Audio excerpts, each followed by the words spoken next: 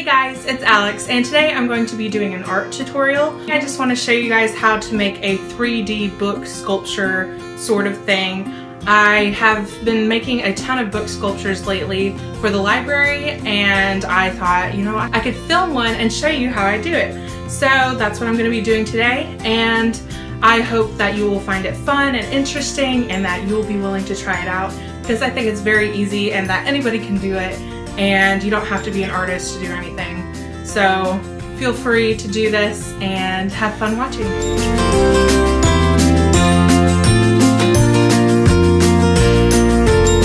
Alright, so in order to do this craft, these are a few of the things you are going to need.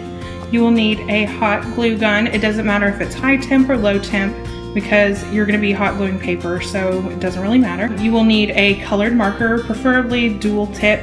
You don't even need a marker really. You can get a pen, whatever is comfortable with you. You will need a pencil because you might want to draw out first what you're going to write or draw, whatever you plan on doing. You will need some cutouts, and it doesn't have to be bugs or insects, whatever.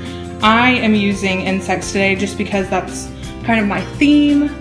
You can do anything, animals, faces, whatever you fancy. This is your craft. So don't think that because I'm using insects, you have to use insects. Honestly, you can use whatever you want. You will also need some Mod Podge, preferably matte, because you kind of want to give it the illusion that it isn't glued, because you will be gluing the sides of the book. So we'll want to have matte. You will also need a paintbrush or something to help spread the Mod Podge around. I like using paintbrushes. I think it's a lot easier. It kind of is a pain in the butt to wash out, but I mean, totally worth it. And lastly, the most important thing, you will need a giant old book. Now, this is something that you can find at Goodwill or at garage sales or even in your own house. You don't have to go buy one or anything, but you want it to be as big as you can find. Maybe about 1,000 pages if the pages are thin. Just depends on what you want it to look like, but I got the biggest book I could find, so I could cut out a hole because that's what we're going to be doing today.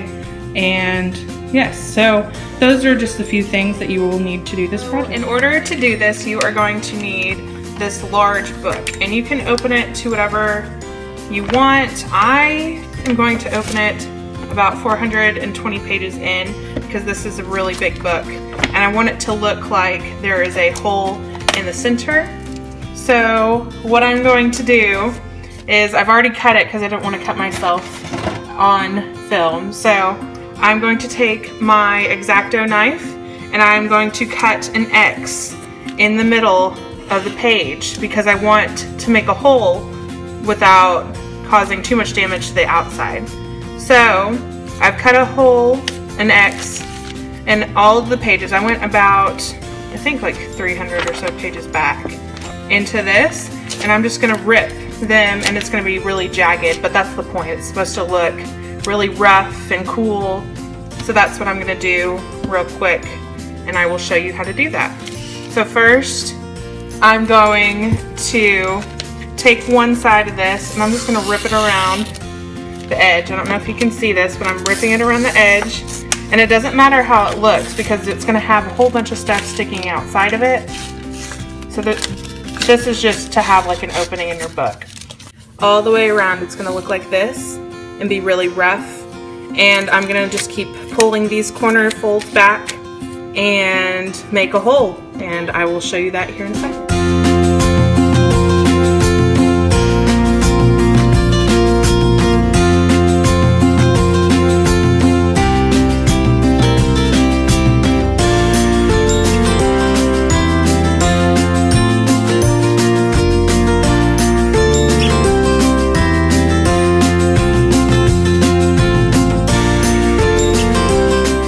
Okay, so I have finally finished ripping all of the paper. I now have this nice big ragged hole that I will be gluing down with my Mod Podge, and I also have a side that is still blank, and I will probably do something to that later, but for now I'm going to focus on this side so that I can get it done. Okay, so because this is going to be like a shadow box sort of thing where you see things through the hole, I am going to glue down some of my insects first before I start to glue down the top.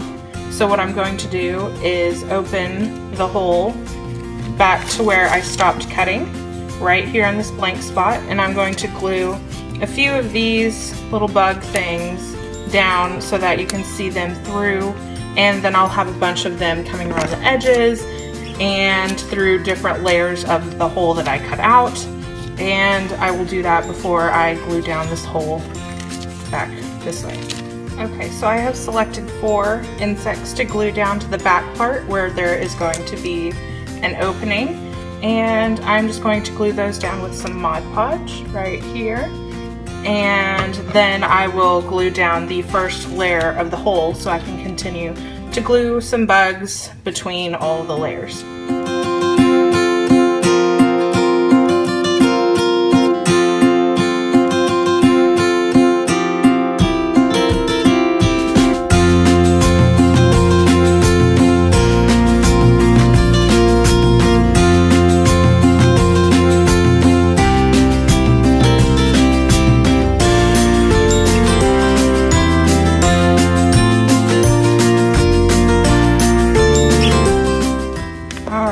So I have glued down this first couple of layers, and it is kind of wrinkling, but it's not going to matter because it's supposed to kind of look like a bug has ate through the book and has created a home.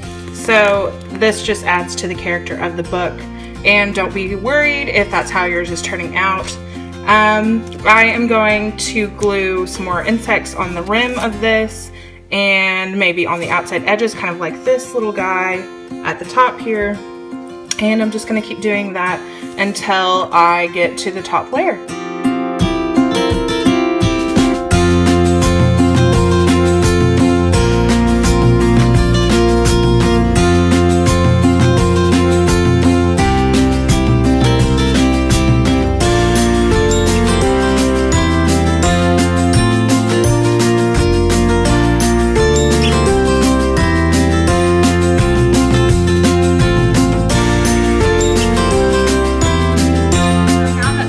Top section is completely dry, I am going to glue the sides so that this will look the same as this edge right here.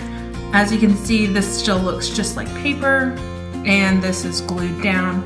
So I'm going to be gluing this side, and the top over here to make it look the same. And I'm going to do that also to this blank section that I didn't cut out anything. I'm just going to do it around the edges so that it will all look the same when it's laying down like this, and I will probably do a quote or something right here.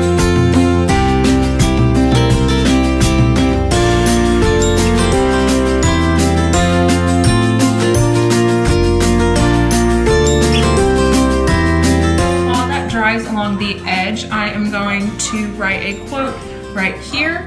I'm going to be using a dual edge Sharpie because I think that'll stand out really nice against all the black and white. And I think I'm just going to use the fine tip edge because I don't want it to be super chunky.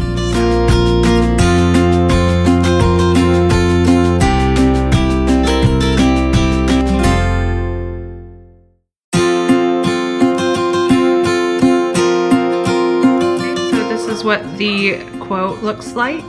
I really like how the color turned out on the paper. So now I am going to begin hot gluing the bugs around the edge of this and some around here, and that'll be the final touch that I do.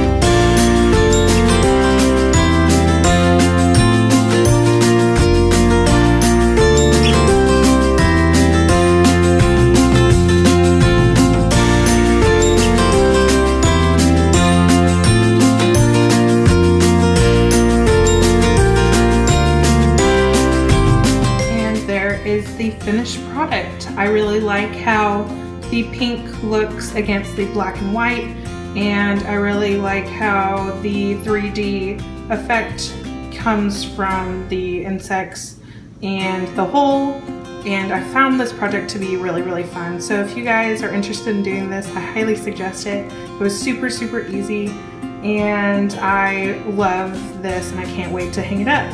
I hope you liked this video. If you did, give it a thumbs up and subscribe. Bye.